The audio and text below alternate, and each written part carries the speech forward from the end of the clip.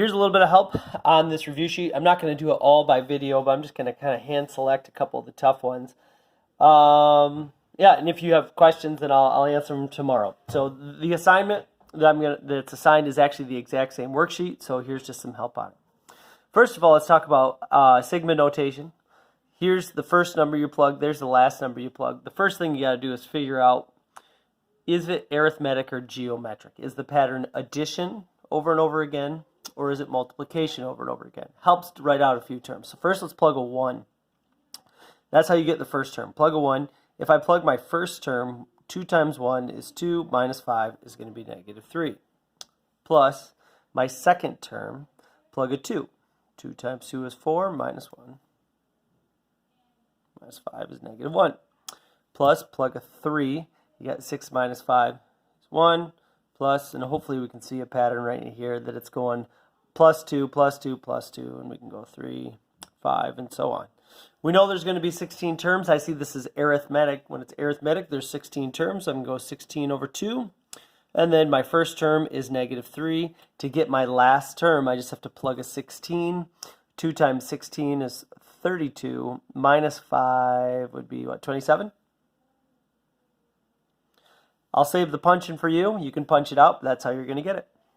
On the very next one, we can see that the pattern is doubling. That makes it geometric. When you do that, your geometric formula is a little bit different. Your geometric formula is up here. You need your first term, which we have is 15.625. We have the pattern, which is doubling. So we're going to go 1 minus 2. 1 minus 2. What we don't know is how many terms there are. Anytime you don't know how many terms, that's when we get out our explicit formula. The explicit formula that for geometric, I went ahead and used G's for the geometric and A for the arithmetic. Same thing here, we got A's and G's, so you know which formula is what. We're going to use your explicit formula. Our first term is 15.625. We're going to multiply times 2 to the power of n minus 1, and when we end up with it, we're going to end up with our last term at 64,000. All right, now we have to solve this. This brings us way back to chapter 1. Remember, this is an exponential equation. We're going to use division. So I'm going to go on here and go 64, 1, 2, 3. And we're going to divide by 15.625 and get 4,096. When I have 4,096 is going to be equal to 2 to the n minus 1. You can either use the power card that we put right in our calculator, or this is a good time for a log. You can squeeze a log in there. When you don't know what the exponent is, the log will bring it down.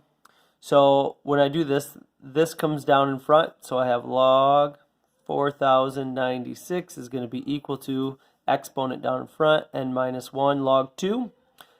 At that point, it's a division problem. So we can say log 4,096, close it up, divided by log 2. And we'll get 12. Add 1 is going to be 13. It's not the answer to the problem. That just means that there's 13 terms. This is what you punch into your calculator, and same as before, I'll leave the punch in to you to make this video just a little bit shorter. On the back, I started working one out here. You would start to find the sum of an arithmetic series. You start out with the normal formula, but you'll find there's actually two things you don't know. You don't know the last term, and you don't know how many terms there are. So when that's the case, we're going to use the other formula. The other formula, there was a video about how to find it. It's going to be this one right here. This has different information. It's got the difference in it and your first term. So that's what I did here. I'm not going to go through it exactly, but you have your sum. The number of terms divided by 2, we don't know. 2 times the first term. The difference is minus 2, so that's the D in the formula, times n minus 1. So you can kind of see how I filled it out using this formula right here. The first term, the D, and so on.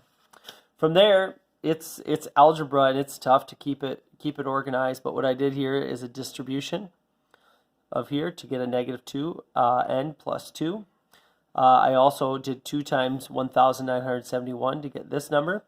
After that, I kind of did a couple steps together, it looks like. I took the 2 and the 3,942 and added them. And then divided by 2 is the same as 1/2. So when you distribute it, I added 2 and divided by 2, and that's where this number came from. Also, when you do half of 2 is 1, it's negative, and then n and n is n squared. After that, I chose to put everything over on one side, making it a quadratic trinomial, power 2 with 3 pieces. Put that in the quadratic formula and you'll be all set. Most of the questions that I've been having probably has to do with these limits and how to do them.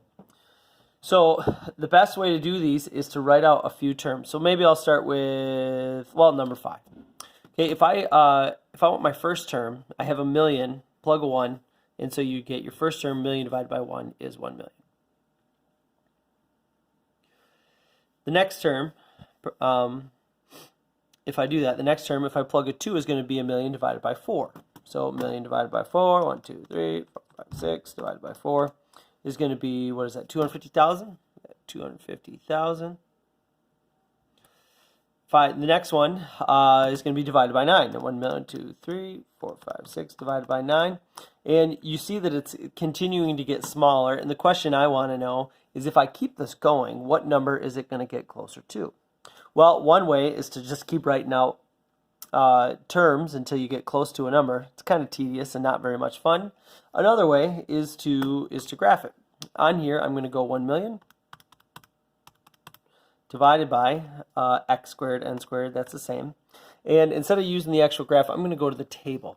So I'm going to hit second and graph. Oh, sorry, if you want to get table set, second and table set means I'm going to start at 1. That would give me my first term. So second table set, type in a 1. Now I'll go to the table. Say, all right, my first term here, if I'm going to keep going down, it gives you all these terms, and we can figure out what number we're going to get closer and closer and closer to.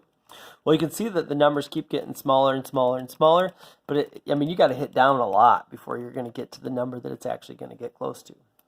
This is where good old logic kicks in. Logic says if this number on bottom is a really big number, I realize a million is a big number, but what if we start plugging a billion, a trillion? We're trying to find the 1 trillionth term. Like, we really keep this sequence going for a really long time. Well, this number, even though it's big, when you start to divide by numbers that are even way bigger than it, a number divided by something that's way bigger than that is going to approach 0. So this is going to converge, meaning there's an actual number that it's approaching, and it's converging to 0. Okay, this one right here, same deal. Write out a few terms. If I plug a 1, you'd have 8 2/3. If I plug a 2, you'd have 8 and square them both for 4/9. And then you could plug a 3 and keep this pattern going until you're getting closer and closer to a number. Or you could go on here and use your table and find more and more terms. Or does it make sense if I take a fraction that's less than 1 and I start to raise it to really big powers? When you do fractions times fractions times fractions, what happens is that when I do that a lot of times and find the 1 millionth term, this piece of it basically becomes 0 because you've done 2/3 of 2/3 of 2/3 of 2/3. And that piece of it basically becomes 0. The 8 is unaffected because there's no variable, so this one converges to 8. Same thing here. This one, the first term is 5.89. If you plug a 2, you're going to double it. Plug a 3, you're going to triple it. Plug a 4. So what's going to happen, this thing is just going to keep getting bigger and bigger and bigger. It's going to diverge. There's no actual number that it's going to approach. Ooh, these are the good ones to talk about. I'll do the shortcut. I'll leave, if you want the other ways, I'll leave that to you. But if you want the first term, plug a 1, see what you get. Plug a 2, see what you get. Plug a 3, you can write out some terms and see what number we're getting closer and closer to. Or plug it in your calculator and start to find terms and see what number we're getting closer and closer to. That works as well. The quickest way, we call this a tie. So this is a power 1 and this is a power 1.